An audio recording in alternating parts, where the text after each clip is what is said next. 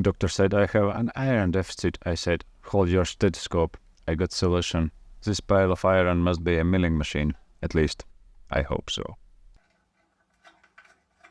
If I understand correctly, this is not a regular switch. It is reverse switch, so you can reverse any stupid mistakes you did. I will just slap new wires. Wait a minute, something looks wrong. Why is this one wire connected to the other side? Okay, this is correct. It just looks stupidly wrong.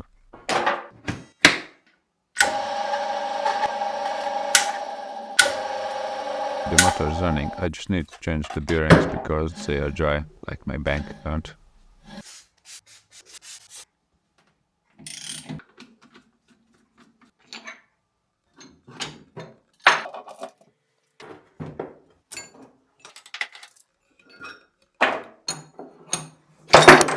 These two bearings was easy, so I get the urge to change all the bearings I can find.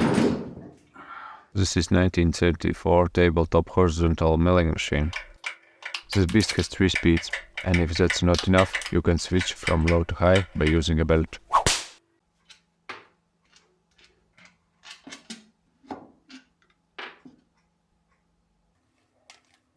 By tickling here, you can make sure she has all her teeth.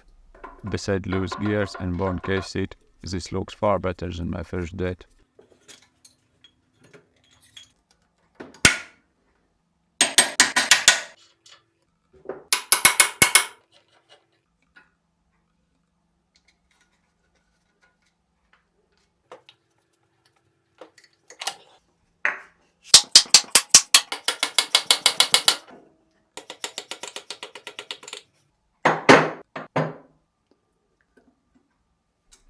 Two out of 3 keys, nice. I don't know how properly this mount these covers, but it was much harder than it looks.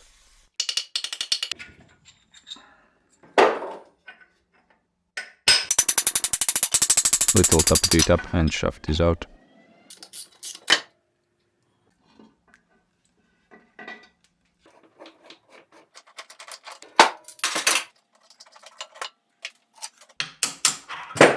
When all bearings are removed, it's time to sip some forbidden syrup.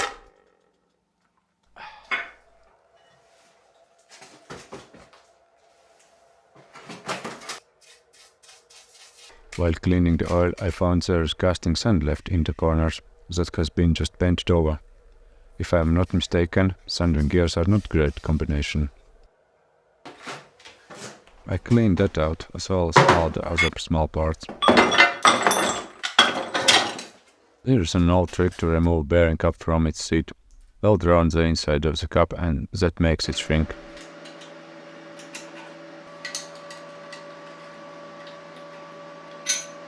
The last thing I need to clean is this cross line.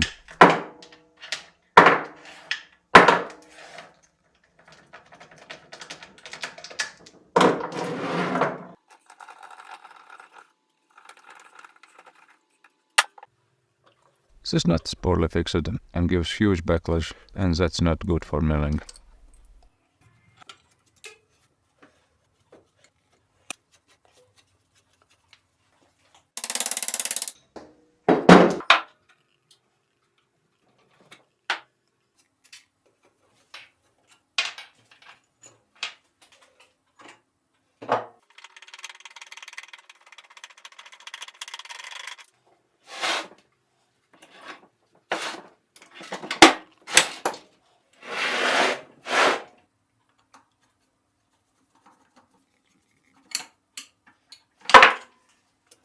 Now I understand why this nut was loose.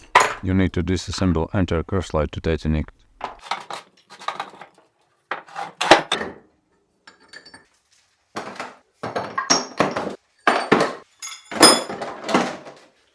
Everything's clean now, and I have new bearings, so I can start to assemble it all back together. I don't have hydraulic press, so it's hammer time.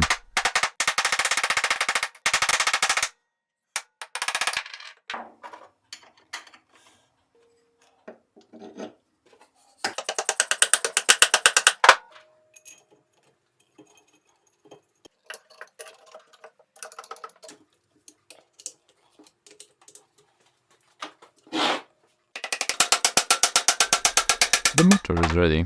For next, I assembly gearbox together.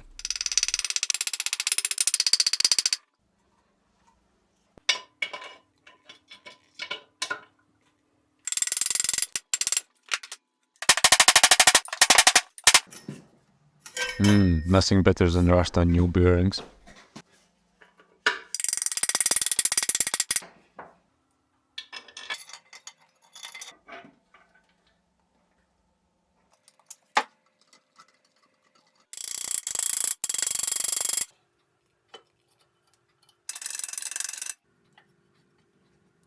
That blue stuff is tree locker, so I have more than hope these gears will stay in place.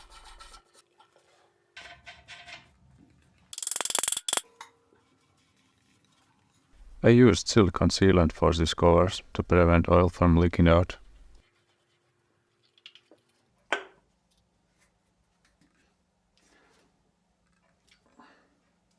I don't know how this metal ring was protecting the bearing from swerve, but I enlarged the inside and fitted an oil seal.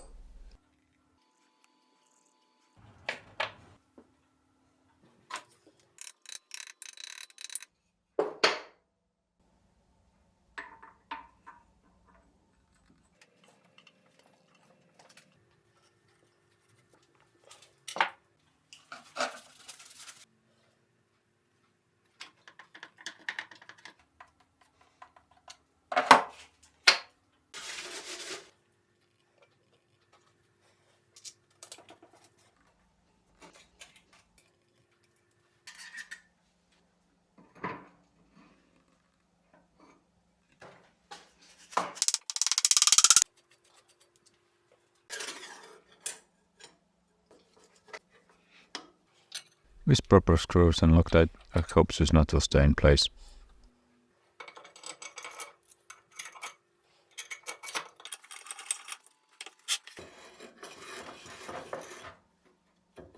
There is backlash anyway, so that's worn out and I need to make a new one, but for that I need a lathe.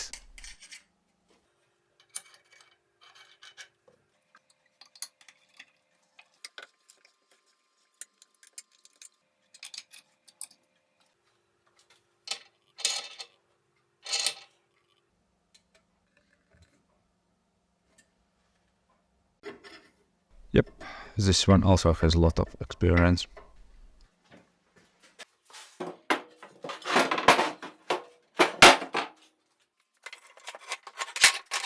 This assembly is getting heavier and heavier.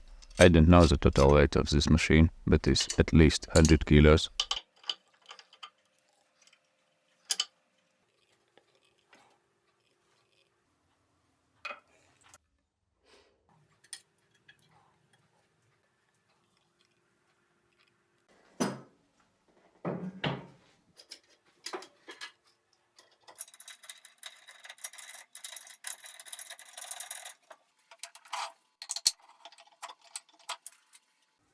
This part is rubbing in this aluminium flange, so I drove some axle bearings there.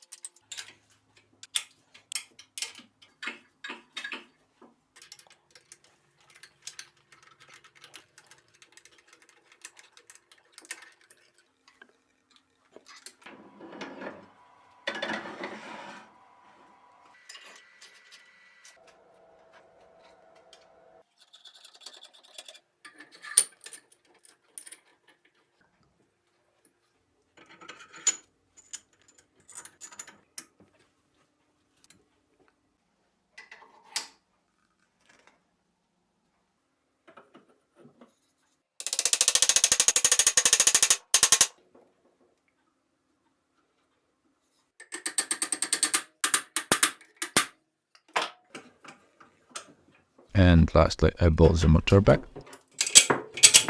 and slightly too short belt.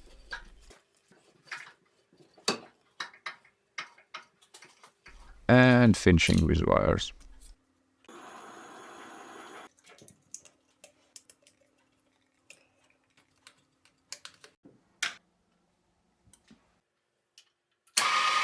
And everything still works. Nice. Oh yeah, the lubrication. For that I used some gear oil, because there's gears and they need oil.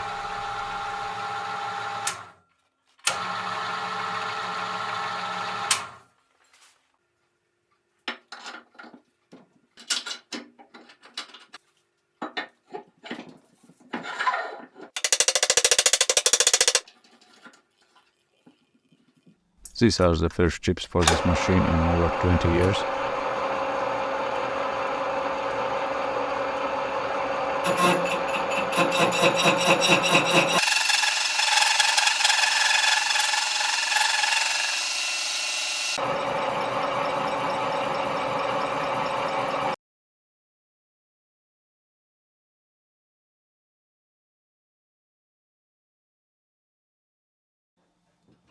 I want to make something useful, so I need to change the cutters.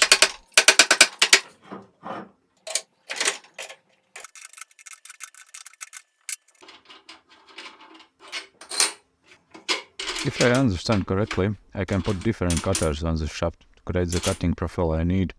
However, I don't have a lathe to make required spaces for this job.